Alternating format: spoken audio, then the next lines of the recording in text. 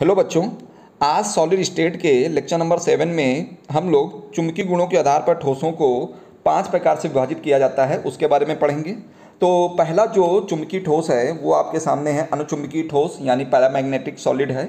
इसके गुण क्या होते हैं? सबसे बड़ा गुण होता है कि इसमें अनपेयर्ड इलेक्ट्रॉन होता है। इसको बेहद ध्यान रखिएगा, इसी के द्वारा आप जान पाएंगे कि इसमें क्या होता है। जो इलेक्ट्रॉन होते हैं वो अयुग्मित होते हैं, यानी कहने का मतलब है अनपेयर्ड होते हैं। अब देखिए समझ लेते हैं, ये चुंबकीय क्षेत्र से दुर्बल रूप से आकर्षित होते हैं, यानी चुंबकीय क्षेत्र से क्या होते हैं? दुर्बल रूप से आकर्षित होते हैं। इनमें आकर्षण का गुण होता तो है, परंतु क्या होता है? बहुत ही कमजोर होता है, कहने का मतलब है। साथ ही साथ इसका दूसरा जो पॉइंट है, चुंबकीय क्षेत्र हटा लेने पर इसमें अपने चुंबकत्व का गुण खो देता है। यानी इसको आप क्या करोगे, इस प्रकार के सॉलिड को अगर चुंबकीय क्षेत्र में रखोगे तो वहां पर जैसे ही आप चुंबक को हटाओगे तो ये अपने गुण को, चुंबकत्व का जो गुण होगा उसको क्या करेगा?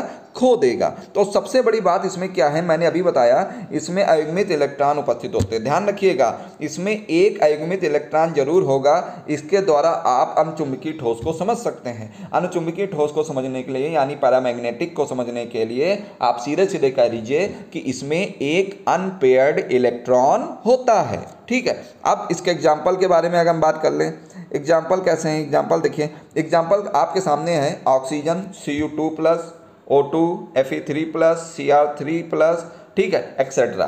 इस तरह के एग्जाम्पल आपके सामने हैं, जो कि ये क्या है? पैरामैग्नेटिक के एग्जाम्पल हैं। इनको याद रखिएगा। इसमें आप जब भी खींचेंगे, जब इसका बनाएंगे कक्षक, तो वहाँ पर देखेंगे कि एक अनपेयर्ड इलेक्ट्रॉन आपको जरूर मिलेगा। देखिए स्लाइड दूसरी मैं देखता हूँ। देखिए अब यहाँ दूसरा हम जो चुंबकीय गुण पढ़ने वाले हैं, ये पढ़ेंगे हम लोग। क्या पढ़ेंगे? प्रतिचुंबकीय ठोस। दूसरा क्या है? प्रतिचुंबकीय ठोस यानी डायामैग्नेटिक। देखिए उसमें क्या था? एक अनपेयर्ड इलेक्ट्रॉन था। इसमें क्या है? इसमें सभी क्या होंगे? इलेक्ट्रॉन जो होंगे वो पेयर्ड होंगे, यानी युग्मित इलेक्ट्रॉन होंगे, और ये चुंबकीय क्षेत्र से दुर्बल रूप से प्रतिकर्षित होंगे। यानी इसको अगर चुंबक के बीच में रख दोगे इस प्रकार के सॉलिड को, तो ये प्रतिकर्षण का गुण, यानी ये दूर तो हटेंगे मगर उतनी तेजी से नहीं हटेंगे, बहुत ही वीक, मतलब दुर्बल रूप से प्रतिकर्षित होंगे एक दूसरे से। ठीक है, इसका एग्जाम्पल देखा जाए तो NaCl, इसका एग्जाम्पल देख लीजिए।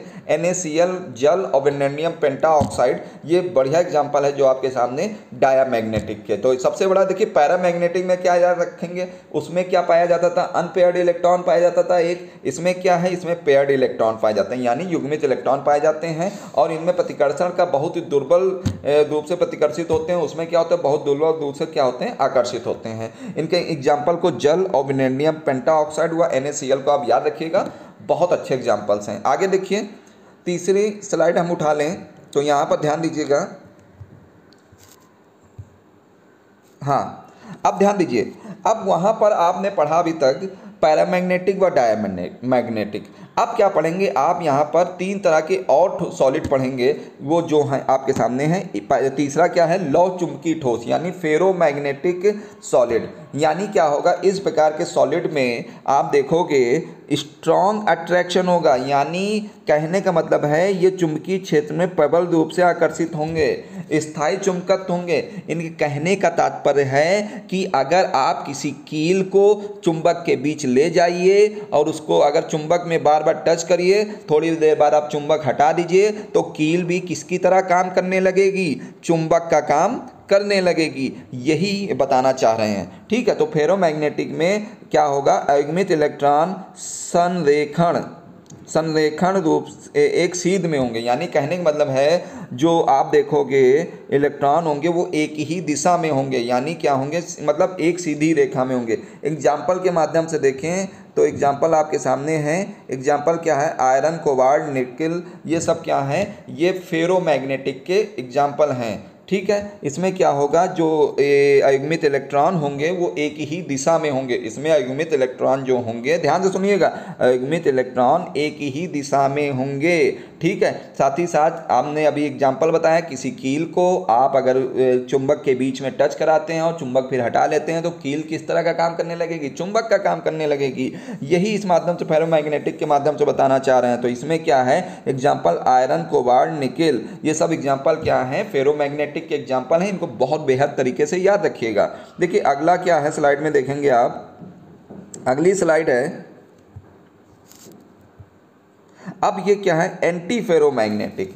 इसमें क्या होगा आप ध्यान दीजिएगा, इसमें जो डाइपोल होगा, डाइपोल यानी कहने का मतलब है इसमें वो देखिए उसमें क्या थे, इलेक्ट्रॉन एक ही दिशा में थे, ठीक है, जो इलेक्ट्रॉन थे वो क्या थे, एक ही दिशा में थे। परंतु यहाँ क्या है, ये देखिए जब बराबर संख्या में अयुग्मित इलेक्ट्रॉन विपरीत दिशा में संरेखित हों, यानी कहने का मतलब है कोई डाइपोल हो, ये प्लस ये माइनस, ये प्लस ये माइनस, ये प्लस ये माइनस, यानी ऊपर प्लस हो जाए और नीचे माइनस हो जाए, तो इस प्रकार देखेंगे कि उनके इलेक्ट्रॉन जो चक्रण है एक दूसरे को क्या करेंगे, निरस्त कर देंगे। ऊपर वाला प्लस बन जाएगा, नीचे वाला क्या बन जाएगा, माइनस बन जाएगा।